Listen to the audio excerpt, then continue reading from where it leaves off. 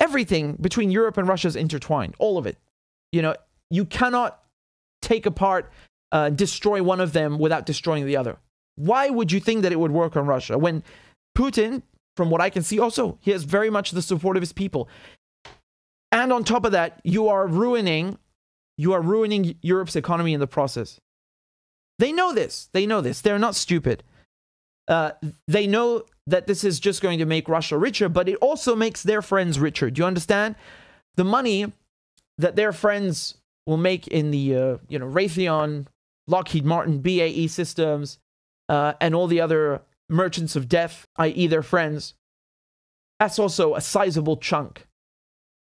And they don't care about people dying. There are people dying in Ukraine. The sanctions, they're killing people in Syria. They're killing people in Iran. They're killing people in Cuba, killing people in Venezuela. They don't care about this. They don't care. As long as it benefits the private sector, it benefits the corporations. Do you see how we always come back to the same problem? We always come back to the same actors and the same motivations. It's always about profit incentive. And of course, in this case, I'm not sure if I should say this, because when you say this has geostrategic advantages or pros for the Europeans or the Americans, does it really? Ukraine is not a strategic place for the Americans. It's just not worth it. It's not worth it.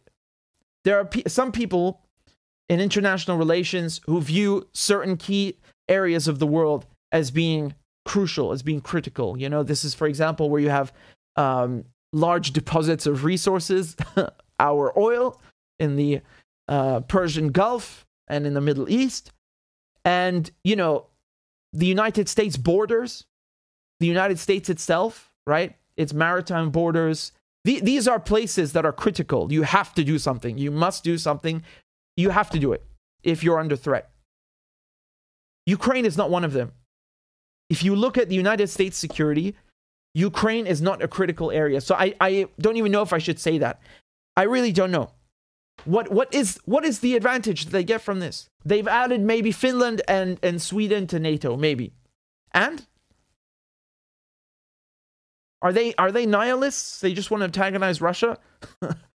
I don't know what to say, man. You tell me. You tell me, because when I look at these buffoons and baboons running around in Brussels and Whitehall and DC, I see idiots. I feel like these people are so inexperienced and dumb and childish. They just don't understand the balance of power. They don't understand how things work. I kind of hinted at this with Pepe when we were talking about Lavrov, who's the Russian foreign minister. Like, this guy's one of the only ones left from the old school diplomats. You understand? Bashar Jafari was one of them. You know, these are guys who already, they saw the Cold War. They experienced it. They know how things work. That there are certain things you make a fuss about and other things you just don't make a fuss about. And, you know, these people that think it's acceptable to maybe risk a nuclear war. Who knows? Maybe we'll have us a little cheeky World War III. Why not? They're crazy. They're really crazy. And the Cold War is a very nasty, piece of work. There are many things that I talk about regarding the Cold War, which should stay in the Cold War. One of them is the whole McCarthyist, oh my God, us versus them mentality. That's something that can stay in the Cold War. We don't need that here.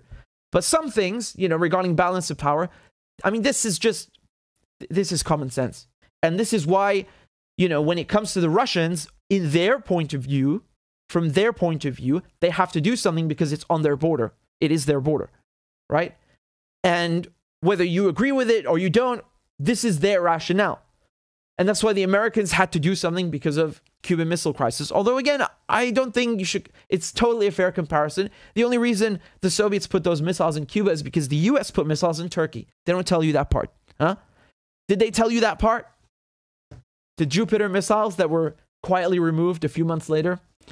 So my point is, in international relations, there are different schools of thought, but it comes down to a basic question of importance. And what I'm seeing here from these people, they are so reckless, my goodness.